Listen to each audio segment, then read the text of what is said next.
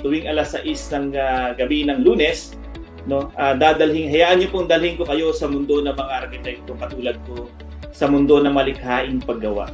Welcome to Peaceabilities here in CBRC.TV. Arman Benko po ang inyong lingkod. Kailangan po natin kumita-kita muna ng additional na income, and wala naman pong income na dumadating ng wala kang ginagawa. Welcome to Legal Helpline Online, kung saan sasagutin ng ating legal expert ang inyong mga katanungan na may kinalaman sa legalities. Lahat tayo, regardless of our status, whether we are an employer or an employee, kailangan sundin natin yung mga health guidelines. Welcome to CBRC TV with Tuesdays with Cory. Magandang araw Pilipinas, magandang araw online world. I am Jel Miranda and you're watching Expert Talk Online. Good evening, my name is Roda Castro Caliwara. I'm Arman Gutierrez. And this is Pulse Connect. Buzz, Peace, and beyond. Mabuhay sambayan ng Pilipino. Ang wika, kultura at kasaysayan ay mga gintong sagisag ng ating pagka-Pilipino. Ito po ang Kasaysayan, programang tatalakay sa iba't ibang aral ng ating bayan. Good afternoon, Father Ben. Good afternoon, Sarah. Magandang hapon sa lahat ng nakikinig. At sa ating mga televiewers na gustong matuto ng mga livelihood programs at sa mga entrepreneurship skills na isi-share ng ating mga guests today. We're gonna talk about frontliners, nurse stories during the pandemic. We are going back to the glory days of nursing. In demand ang nurses ngayon, hindi lang sa Pilipinas, kundi all over the country. May mga tanong ka ba tungkol sa inyong pinag-aralan? Bibigyang linaw namin at aming ikaw ay tutulungan. Dahil assignment mo, sagot ko. Ngayong gabi, marami tayong pag-uusapan. Interesting? Feel free to join us. Message us and we will try our best to answer your questions. Hello there! Magandang gabi po sa inyong lahat. This is Simply Becky Mon, ang programa po sa CBRC.TV kung saan pag-uusapan natin ang mga kwentong buhay-buhay nyo. Alam po natin na itong talakayan na to ay napakaganda dahil ang real estate industry is isa sa mga industriya na napakagandang pagtuunan ng pansin. Sa ngalan ng Ama, na Anak, na Espiritu Santo. Amen. Biyaya nating Panginoong Jesucristo, ang pag-ibig ng Diyos Ama at ang liwanag ng Espiritu Santo, naway sumayin niyong lahat. At sumaiyo rin. Good day, Luzon, Visayas, Mindanao. Welcome to Anyone Can Cook with Chef Cherry And Sir Chef. Mabuhay po tayo mga Pilipino. Sa panahon po ng pandemya, kailangan po nating mag-unwind at maging masaya dahil tayo po ang gagawa ng ating ikaliligaya. Hi, good evening, good morning, and good afternoon, everybody. I'm Dr. Carl Balita and welcome to Bridges. Ito po ang bagong program ng CBRC.TV. Siyempre po sa pakikipag-ugnayan at pakikipagtulungan hatid sa inyo ng UST Alumni Association. I'm so good. I feel so good. Magandang gabi, Carl.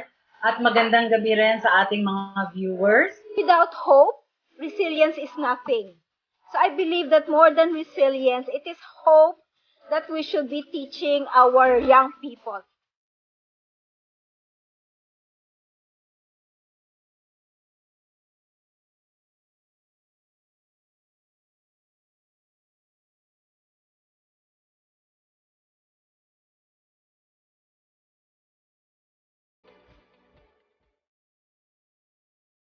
Welcome to Bridges here at CBRC.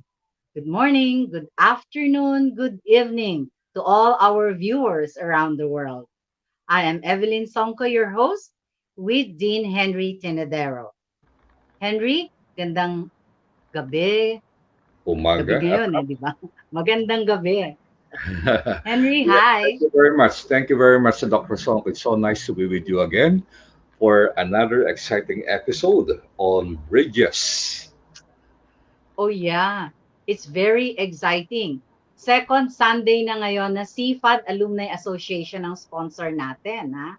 Last time, Yes. we focused on the book Cargasos, which is written by Father Ed Alaurin, OP. So, today, we will be talking about arts. Last time, ibang arts yon, no? Telling story and then painting. But this time, it's a different form. Henry, please tell us, the viewers, actually, please tell our viewers again about the title of our topic today. Correct. Ang ating paksa ngayong gabi ay tatalakay sa creativity in using arts. Ang title natin ay Unapologetically Repurposed. Ha? Title pa lang, Ang hirap, no? Making Christmas items from upcycled plastic bottles. Kaya kung may used bottle ka, huwag mo itapon. Magagamit mo yan. Today's show is brought to you again by the College of Fine Arts and Design Alumni Association, which is headed by the dynamic Marie Pe Yang as the president. Yan. Okay. Naku, Henry. Ang ganda niyan. Very, very interesting. Tingnan mo naman ako, Henry. Do you see what I am Kaya wearing? kakaiba Look at my earrings. Kakaibang yung anyo ngayon. My earrings, look at that. This is one of her products. Would you like to introduce our guest, ha? But I will throw 2 questions first to our viewers. Okay lang? Yes. All right. So now, I will pitch my questions now, ha? 2 questions. Dapat masagot ito ng ating mga viewers. First question. Name 2 materials used by Joanne in her art craft. 2. Give the advocacies of Joanne as an artist. Liting ko yun, ha? Name 2 materials used by Joanne. And number 2, give the advocacies of Joanne as an artist. The first to answer the questions will get a prize. Tignan mo yung prize, ha? We call this sun catchers. Okay? Wow. Dalawa kasi, kaya may S. Sun catchers. This is also a creation of our guest tonight. Hindi ko sasabihin kung ano yung material. So, our dear viewers, listen very well. O, sige na, Dean Henry. Pakilala mo na yung ating special guest.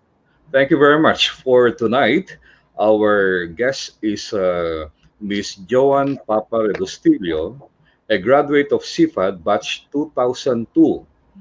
She is a co-founder of Anik Manila, a collection of hashtag Art with Love and Crafts and hashtag Handmade with Love. Wow, punong-puno na pag-ibig. Encouraging creative expression at the same time while promoting beauty with responsibility. Ladies and gentlemen, please welcome our guest for tonight, Ms. Joanne Papa Regostillo. Hello po, good evening. Good evening, Dr. Evelyn and Dean Henry. Hi, good evening, Welcome, Joanne. Welcome to Bridges. Okay, so it's gonna be a unique interaction today because since we have limited time, I will shoot the first question kay Joanne, and while she's answering, habang kinikwento niya yung sagot, ay mag-demonstrate siya kung paano ginagawa ang kanyang mga produkto. It's so nice to be listening to a creative expression, especially when your expressions are intended to help Mother Earth. Joanne, tell us how the arts, as a way of, as you use it to save our Mother Earth. Okay. For me to save Mother Earth, I've been with a group called Greenpeace, and I was exposed to that. And the idea was to avoid using plastic materials. But right now we have a lot of plastics available. What we are aiming for is to get more time for us to be able to develop and decompose what we have as plastics.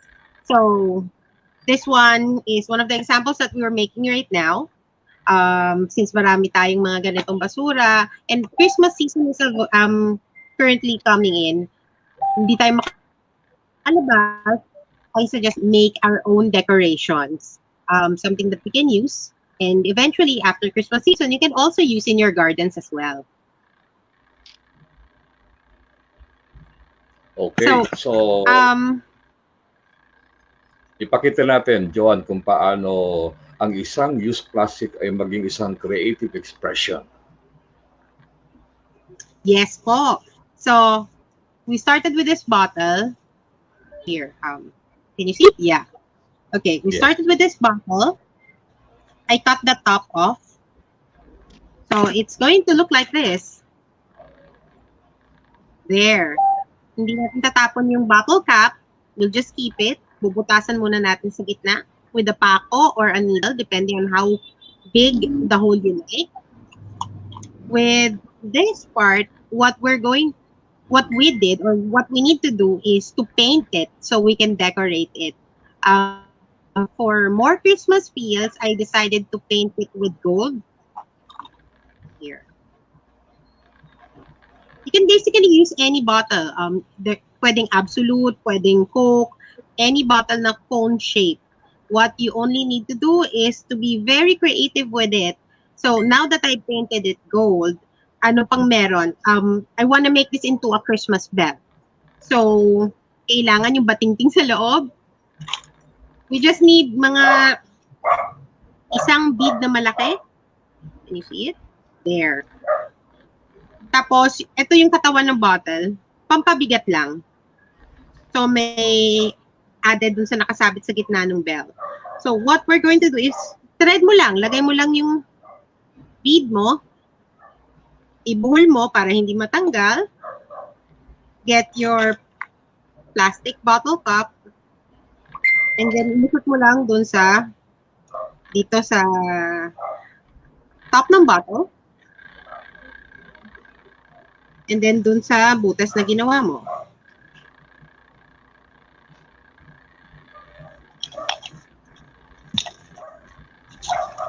There we go. So, nandito na yung base ng bell mo. So, what we do is, ibubuhol lang natin ito sa taas para hindi matanggal-tanggal. Plus, ibubuhol natin dito para may pangsabit ka. Ako kasi, I use this in Christmas trees and also for yung mga hanging, yung wreaths, which we do. Just cut this. There. So, we have our Christmas bell. Now, meron tayong, siyempre kulang-kulang pa to. We want it to look prettier. So, what I did was, I found mga sobrang stickers sa simula ng mga I think this was 10 years ago, 15 years ago, this one. And I decided to decorate it. This one is a smaller version. Kita ba? Ayan, there. I used the Absolute bottle, the bottle cap, and then I just pasted it. Pwede ka rin humanap ng mga buttons, colored buttons that you like, or yung mga papel, yung mga may print na Hello Kitty, mga gusto mong print flowers, you can also paste them here to personalize it, lalong-lalo na pag may theme ka pag Christmas. So, this is what we're gonna do. Siyempre, medyo nakukulangan pa ako. What I want is to put mistletoe on top para hindi naman kulang. So, what I did was, may mga sobrang felt paper. I cut it into leaf size, like this one. I cut 3 kasi normally mistletoe 3 eh. And then, etong ginamit ko to, since my theme for Christmas is violet, so I'm gonna use this also. So, pinagdikit-dikit ko. You can use glue gun, you can use epoxy to paste them, but for me, I like the double-sided tape, the one that has foam. So we'll just take it out and just paste it where you want. And it's as easy as that. You already have your Christmas bell. That is so fantastic. So easy to do, Joanne. Sobra po. Sa dami po ng bottles. Kasi when we travel, we buy water, we buy Coke. daming natatambak, but now we can just do it. We can make like sa isang araw, I can make 50. Punong-puno ang aking Christmas tree with that. If you want a different wonderful. Yes Yeah. po. Medyo Joanne? sumita. Yes po. Wow, so beautiful. Galing. Wow. Talagang likas sa That's malikhain. plastic? Ha? Oo, Yes plastic po. siya. Plastic. Yung mga nasirang damit na may lace, I just cut it and put it here. Ganda. Yeah. Ito rin po. Oh my God, it's amazing. Grabe. So, Oh. Joanne, where do you draw your inspirations? Inspiration-wise, I guess I just want everything to be nice eh. Saka yung bata ako, I had teachers who do crafts like these. And what I want is medyo linisin ko na enough for it to be marketable as well as tatagal. Hindi yung, yung dati kasi we use mosaics, Elmer's glue, madaling masira. But right now, I want to repurpose para mas matagal yung life niya. So, we try to develop methods on how to preserve it, how to make it last longer, para hindi naman sayang. Kasi we really, really want to advocate saving Mother Earth. And this is one of the things that we like. The good thing about this is also, there's a commercial side to it. Pwede siyang profitable. You can, a little bit of creativity, pwede kang kumita sa ganitong klaseng craft. Like right now, what we have, the bestseller is called pop rings. Let me show you. Here. Yan. And gawa siya sa katawan ng bottle. Hindi to, itong part na to. We'll maximize the whole bottle. Gugupitin mo lang siya, yung gilid, lalagyan mo lang kandila para hindi matalas. Tapos pag dikit-dikitin mo lang, lagyan mo ng konting beads, mga sobra. Ito galing to sa mga nasira kong porcelas. Katulad ng suot. And then, we can... You have gone a long way, Joanne. We learned that this all started as a part of your thesis requirement way back in college. Yes. And yet, you evolve into a... alam mo, Dr. Evelyn, na maganda rito, ang tawag dyan para siyang yes, you need profit for sustainability, but I think Joanne is more like a social enterprise, where the you, especially now during the time of pandemic, it's not all about profit. The triple P, as we call it, yung una yung people, and then yung planet, which is Mother Earth, and then yung profit. And yung profit ni Joanne, as you mentioned earlier, Dr. Songco, ay yung kanyang mga advocacy, which makes it all the more, laudable and meaningful. Yes. And, that is another beautiful thing. Joanne, naituturo mo ba yan sa mga grupo, halimbawa sa mga komunidad? Naituturo mo ba yan? Yes po. It's in the plans that hopefully we get an NGO who will work with us. But right now, we have a few people like unemployed mothers that we are teaching so that they can earn extra, especially during this pandemic. Christmas season has been, it's coming, and then malaki kasi yung kailangan volume. So, kumikita na rin sila. Sometimes working with us to supply, halimbawa mga giveaways, which we make. Because we make not only accessories, which we call wearable art, but we also make home decors. Yes po, like this one. Lalagyan ng, with the pretty pattern that they made. Okay. Lalagyan ng pens. How do you do that? We just cut it and then we punch holes in it, and then yung dulo, sinisil namin with heat para hindi siya masyadong matalas. Like right now, this is popular. Usong-uso sa mga plantitas. Oh, yes. Oh, this is beautiful. Ang ganda, nakakatuwa. You know, so, Joanne? wala pa talagang sayang. Ganda. So yung Joanne, when you workshop, are yung doing workshop arts, mo, I'm sorry, yung oo. workshop mo, Joanne, how long does it take? Ilang oras yung para ang isang magulang o isang, as you said, yung mga tinutulungan mo, gano'ng katagal yun? Para matuto, Yes, yung may actual conduct product na after that.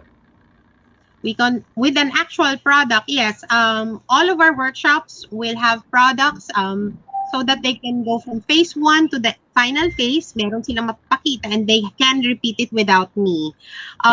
The workshops would range around 2 hours to 4 hours depending on the complexity. 2 hours po yung minimum because I need to discuss, since we're working with plastic, I want also to discuss yung safety.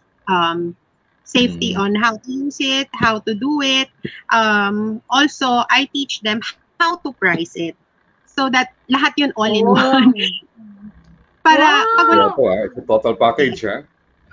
yes po. And, sourcing materials, kasi I wouldn't encourage everyone to buy Coke lang. Just buy Coke, just buy soft drinks for the bottles. No. What you have available is what you use. Yun yung pinaka-ini-stress namin ni Anik-Anik. You do not go out and buy your materials. You source materials that are within your house. Like this one. This is a plastic bottle. Sa pabango. Nakuha namin. And we have one of our artists develop this. There. Nag-crochet lang siya on the top. And this is already a pencil case, which a child can customize. Which is very nice kasi like I have mga pamangkin, I have mga students, art students ko, they want something different. They want something that they can customize. So, I just give them a Sharpie and then they draw on it and they can say that this is mine. So, this is one of the products that we also sell. We collect mga empty bottles of mga bango, Colgate, pwedeng gawing coin purse. And then, we teach that. Nakakatulong ka na kay Mother Earth, nakatulong ka pa kinita yung mga taong medyo nahihirapan ngayon pandemic. And part of the proceeds, as you've said, Anik-Anik has advocacies. And our advocacies are in mental health, animal welfare, and of course, saving Mother Earth. So, konektado yan. Budget-wise, learning. It's really a socio-economic enterprise for us. It's the best job that we can have kasi it's very fulfilling for us. May patutunguhan. Yes, kung may Nakakatuwa naman, Joanne. Yeah. kaya pala repurpose ang iyong title, unapologetically, walang pakundangang talagang nagpupursigi na tumulong sa ating mga, lalo ngayon, sa hirap ng pandemya. So, ikaw nga talaga ay isang social enterprise. Joanne, saan ang saan ang studio mo para in case meron mga interesadong makita o bumili ng iyong mga produkto? We have Anik-Anik Manila in Instagram and also in Facebook that they can contact. But the actual studio is in Sampaloc, Manila. It's near Welcome Rotonda. They can contact me via Messenger or DM me in IG if they are interested in learning.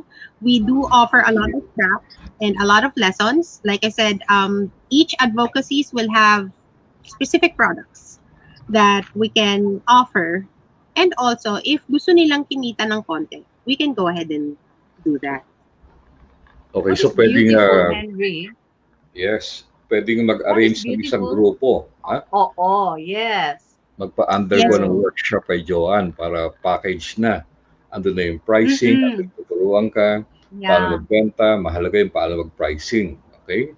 Yes. Yeah, so combination of arts and economic sustainability. Okay, very good. All in one, ha? All in one. May advocacies, 3 advocacies yon, ha? All in one. Saving Mother Earth. And then, of course, yung sa mental health, and then helping the others. Joanne, the arts is really a beautiful way by which you can promote mental health. Ano yung ginagawa niyo dun sa area na yon? For mental health, we have a very specific program. It's called Zen Brush. This helps the people taking it focus on exactly the activity. What happens kasi is when you focus on exact activity, your mind doesn't squirrel away. So it tends to stray away from stress and focus on the product in front of you. At the same time, this is very intuitive eh. When you're doing ZenBrush, you do it by intuition. Hindi siya yung parang coloring book na you have to draw a heart, you have to color the heart. Hindi siya ganon. At the end of the session, you will have a painting na I think describes what you're currently feeling, because what we do is we let you focus on the task, and then while you're doing it, we are guiding you through a process so you can do an expression of what you're currently feeling. So after that, medyo nakapagpahinga yung brain, yung heart from the stress. So that's why that's something that we really love doing with our students, especially our students are working people. Most of them, nagulat ako, malaki and high stress yung jobs nila. So what they do is they turn to us for a different environment, for a different exposure. I'm stressed at work, ganto. We talk about it. It's, I don't want to say therapy, but we are friends available. And then this is the way that we open things, like doing arts and crafts, doing painting. So given the restrictions, Joanne, you do it now via Zoom online? Yes po. Given with the pandemic, it's basically almost one-on-one or dalawa lang kayo, which is better. Focused ako sa'yo. And yeah, kaya. All the workshops can be done online right now. And Wow. I like what you said, friends available. Iba yung dating, no? You're always there. And also, I like what you said.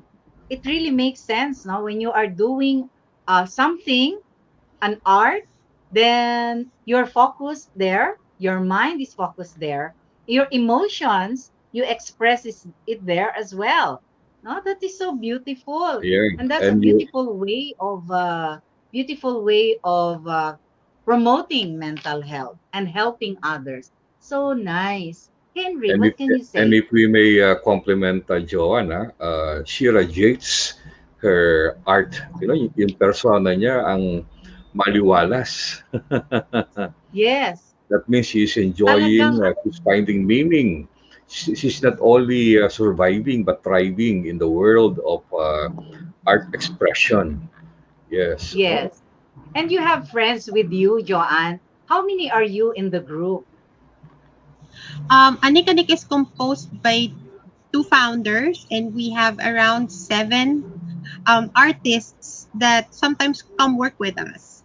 Right now, we are promoting mental health. That's the current project that we have, which is we're going to do an online exhibit on January, because we want to start the year as the year of healing. It's called a Ho'oponopono. It's a Hawaiian prayer that we're following for healing. So yeah, that's for the mental health. A lot of ZenBrush will show up for that. That is so nice.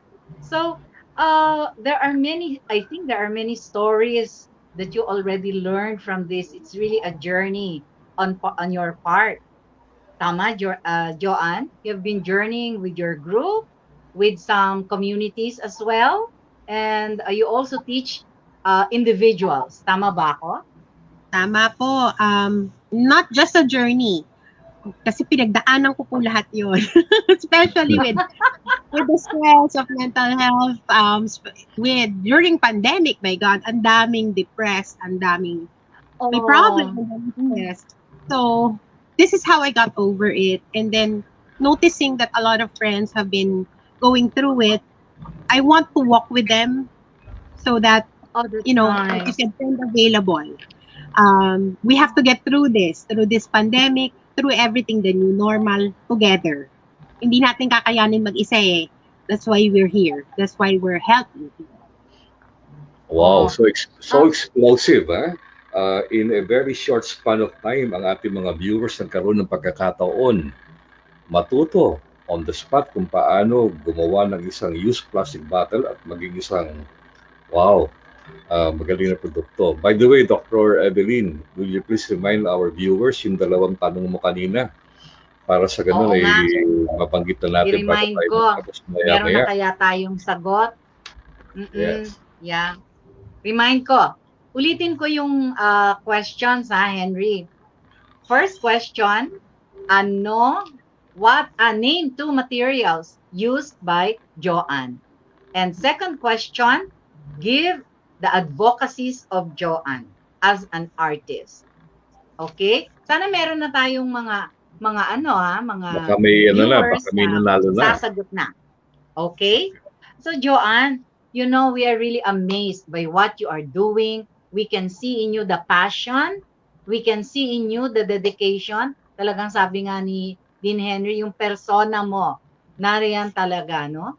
You are really a friend who is available. Oh, Yes. you're so nice as a person. The Joanne, epitome. yes. Joanne, can you give your message to our viewers? Encourage them and give them hope. Sige nga, give them your message. Okay. So my message for them, amidst the pandemic, we can always find things. We just have to be a little creative. We just have to think outside the box. We have to look at what's available for us. And I'm not talking just with the products, just with the profit. I'm talking about as people, what you have, what you can be thankful for, and what we can do to help ourselves. Anyway, you're not going through this by yourself. If I can help just by my little ways of doing crafts, if you want to learn, if there's something that's on your mind for mental health or even animal welfare, please let me know.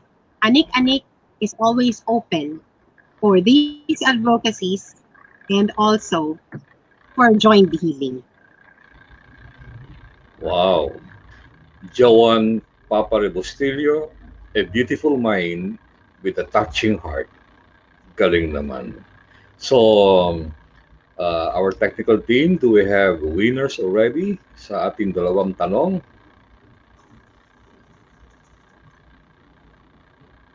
Wala pang winners. Naku Winners. ang dali-dali lang ng tanong natin Okay.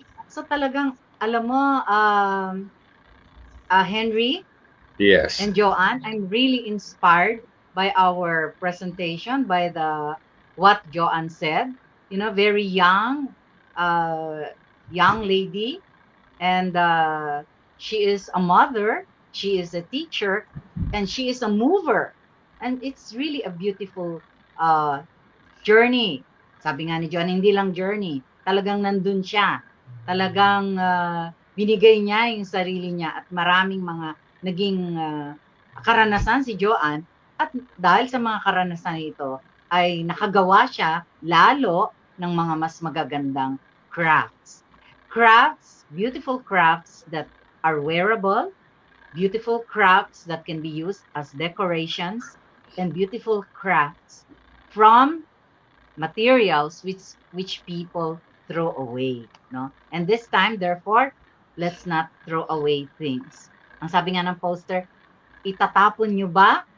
Wag itapon. Ipunin at gawin sa isang napakagandang produkto na maaaring pagkakitaan at maaaring makapagbigay ng ligaya sa'yo. It's really a joy that you derive from making things, no? Maraming salamat, Joanne. You inspired us. I'm very sure you inspired our viewers. Thank you very much, Joanne, for gracing Bridges. Thank you po. More power. More power Yes. to you, Joanne. And And remember, remember, sa Bridges, we build new hopes, new ways of thinking, doing, and being. we build knowledge. Thank you very much. And would you like to thank our sponsors again tonight? Yes, we would like to thank once again the College of Fine Arts and Design, CFAD Alumni Association, headed by Marie Pe Yang, for sponsoring our actually second night nila to, second episode.